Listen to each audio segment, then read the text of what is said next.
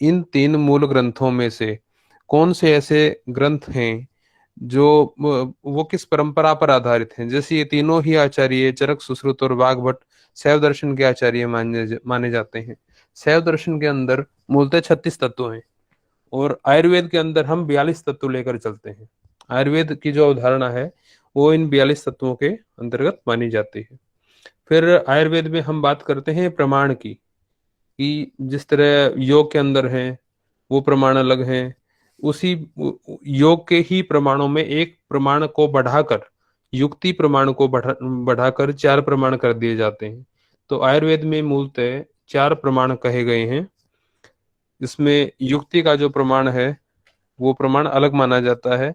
वैद्य केवल यह न जानकर कि क्या शास्त्र में लिखा हुआ है, अपनी बुद्धि का प्रयोग करके जो बताता है, जो रोग का निदान करता है, उसका निवारण करता है, उसे हम युक्ति प्रमाण के अंतर्गत मानते हैं।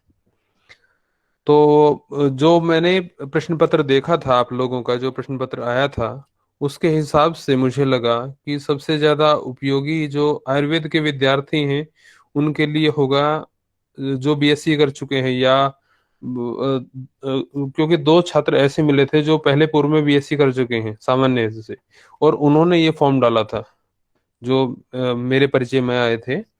और कुछ लोग ऐसे हैं जो ट्वेल्थ के अंदर बायोलॉजी लेने के पश्चात ये करना चाहते हैं। तो बायोलॉजी वालों के लिए तो बायोलॉजी की कोई समस्या मेरे हिसाब से आएगी नहीं, उनके लिए समस्या होगी आयुर्वेद के प्रश्नों की, और आयुर्वेद से इधर जो रह जाता है संस्कृत का पोर्शन उसकी। तो यहाँ पर आज का जो विषय था वो सेल बायोलॉजी के ऊपर ही था, कि सेल का आधार क्या है, सेल की डिस्कवरी कब हुई, जिस तरह क्लासिफिकेशन करते हैं ऑर्गेनाइजेशन की, ऑर्गन्स की, तो उसमें केमिकल लेवल होता है, cellular level, tissue level, organ level, system level और ऑर्गेनिज्म लेवल, ये छह तरह के। और किसी भी जो ऑर्गन चलते हैं उनके अंदर छह लेवल होते हैं, और 11 तरह के सिस्टम्स की ह्यूमन बॉडी बात करती है। 11 तरह के सिस्टम्स के ऊपर ही ज्यादातर ये प्रश्न पूछे जाते हैं इसमें, जो देखने को मिलता है। होम्योस्टेटिस के ऊपर एक क्वेश्चन आया हुआ था, और ह्यूमन जो फ्लूइड है इसके ऊपर एक क्वेश्चन था। बेसिकली सेल की अगर बात की जाए तो सेल की स्टडी को हम कहेंगे साइटोलॉजी, और इसके बेसिकली तीन पार्ट होंगे: प्लाज्मा मेम्ब्रेन, साइटोप्लाज्म और न्यूक्लियस। साइटोप्लाज्म को फिर दोबारा से दो भागों में विभाजित किया जाता है, साइटोसोल और ऑर्गेनेल्स के अंदर। प्लाज्मा मेम्ब्रेन जो इसका आउटर मोस्ट पार्ट है उसके अंदर फॉस्फोलिपिड्स होते हैं 75%, कोलेस्ट्रॉल होता है 20%, और ग्लाइकोलिपिड्स होते हैं 5% के आसपास तक। जो लिपिड बेसिकली हैं वो अणु फॉर्म में होते हैं, पोलर नॉन पोलर दो फेज उनके ऊपर होते हैं। और जो मेम्ब्रेन प्रोटीन है वो दो तरह की मेम्ब्रेन प्रोटीन यहाँ पर मिलता है, एक तो इंटीग्रल, एक पेरिफेरल प्रोटीन यहाँ पर देखते हैं हम।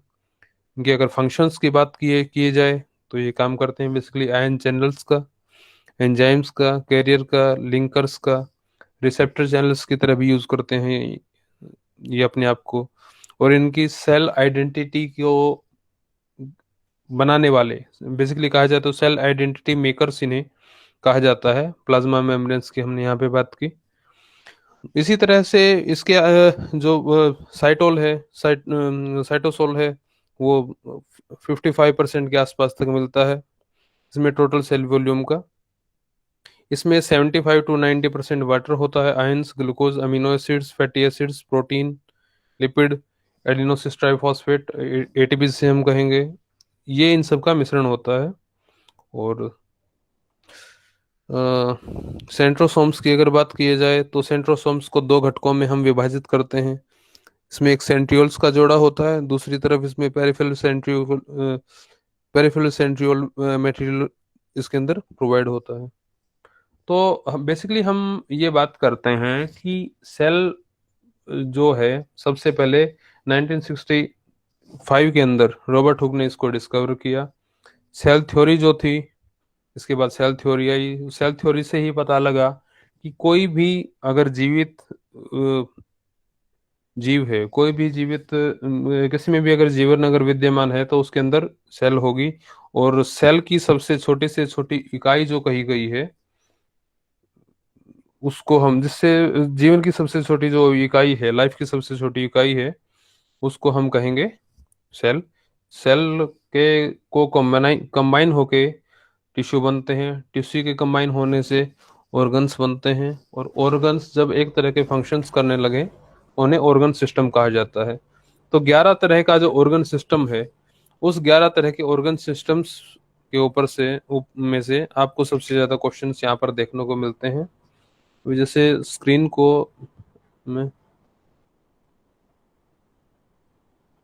शेयर करता हूँ, एक मिनट।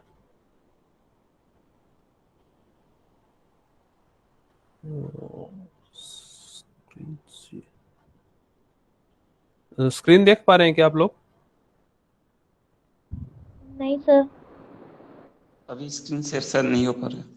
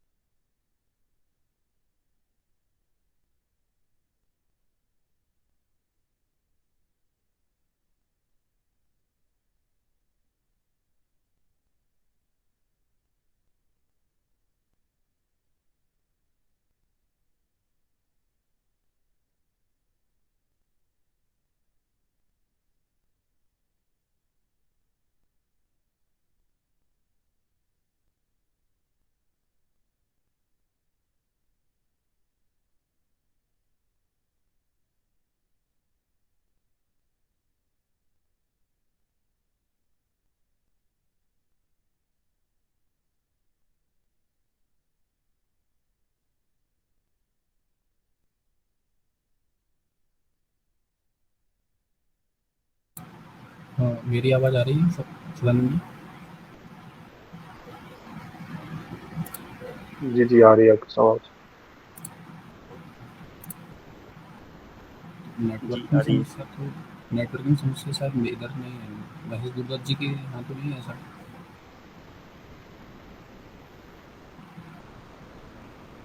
महेश जी आप सुन पा रहे हैं?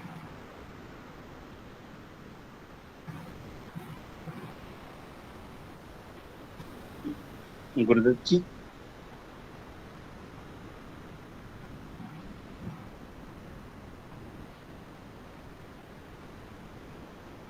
रिकॉर्डिंग को अभी रोक दें क्या? हाँ, वो कुछ सेकंड वो दोबारा जुड़ेंगे।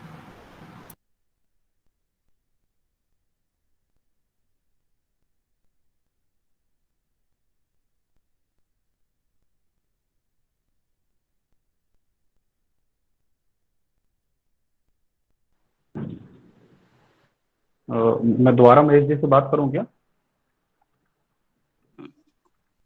एक बार संपर्क करणे विषयति। हाँ। हाँ, युक्तः सः। हेलो। जो आम आम आम् आगच्छति हाँ, आ ध्वनिः। रही है आवाज आवाज। जी, आवाज एकदम से चली गई थी एकदम। मैं स्क्रीन शेयर करना चाह रहा था, स्क्रीन शेयर होने के बजाय आवाज ही चली गई थी। अभी मैं बता रहा था कि जितने भी सेल के पार्ट हैं, आप उनके पार्ट की फंक्शनिंग और सेल की डिवीजन, जिस तरह लाइसोसोम है, लाइसोसोम को कहा जाता है कि ये सुसाइडल बैग है या नहीं, एनर्जी प्रोवाइडर कौन सा है, जिस तरह प्रोटीन सिंथेसिस कहाँ से होती है। ये जो बेसिक क्वेश्चंस हैं, आप बेसिक क्वेश्चंस ही करें इसमें, वो ज़्यादा बेनिफिशियल रहेगा। क्योंकि जितना महेश संस्कृत जी, वालों के आप लिए स्क्रीन शेयर हार्ड। कर लीजिए।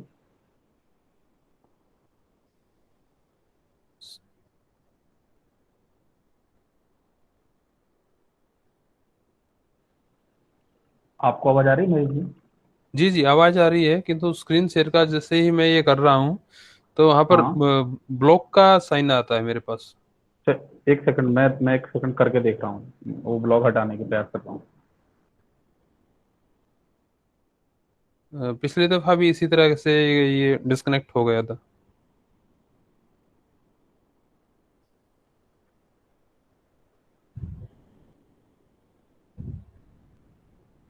अभी कीजिए।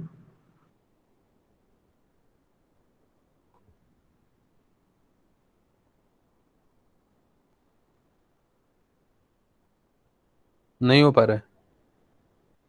हाँ तो शायद की समस्या होगी, रहने दीजिए। रहने देते हैं इसे अभी।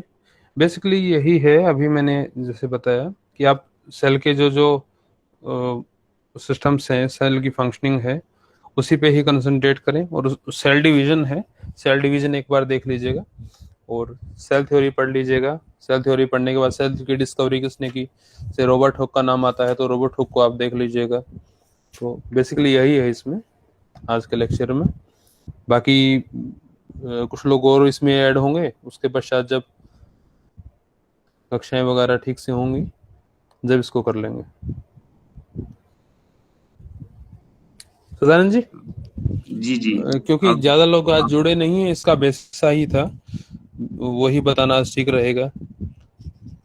जी, और चित्रेश भैया ने तो भी कुछ चीजें बताई थी, तो वो मैंने समूह में डाल दिया है व्हाट्सएप ग्रुप में। सजेस्ट किया था उन्होंने कि इतना करने से हो जाएगा। आप में से कोई यदि कुछ प्रश्न हो तो आप प्रश्न कर सकते हैं। अनुष्का जी, विवेक जी अच्छा, विवेक जी तो अब नहीं है, नहीं अनुष्का जी सर। हैं। अनुष्का जी,